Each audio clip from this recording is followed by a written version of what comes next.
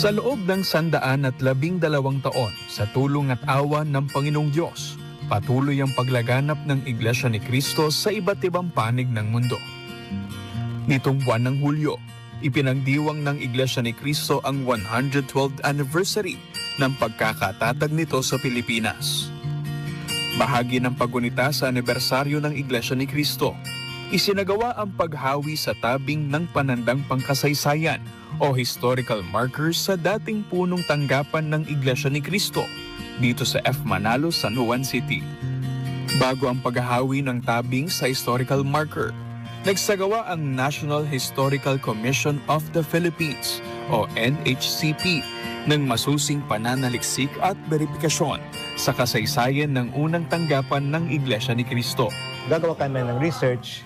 Then yung pangalawa, sila nang susulat sa amin at hingin ng ganito. Mahabang proseso po yun, pagsusulat, pananiliksik, magbibigay sa amin ng write-up, tapos iti-check namin, tapos mayroon ba kayong picture. Lahat po ng kaalaman na nilikom para sa research na yun, ay i-digest sa teksto na ganito na dapat 21 lines lang siya.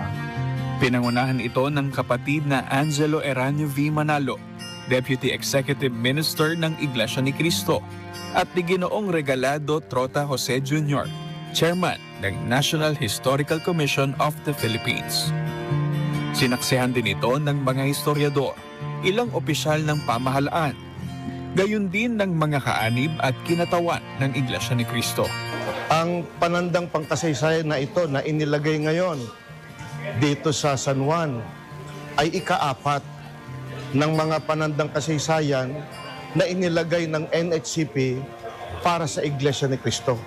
Ang bawat panandang pangkasaysayan ay nagpapakilala ng mga makabuluhang kasaysayan na naganap sa Iglesia ni Cristo na kinikilala maging ng mga hindi kaanib sa Iglesia ni Cristo gaya nga halimbawa ng National Historical Commission of the Philippines.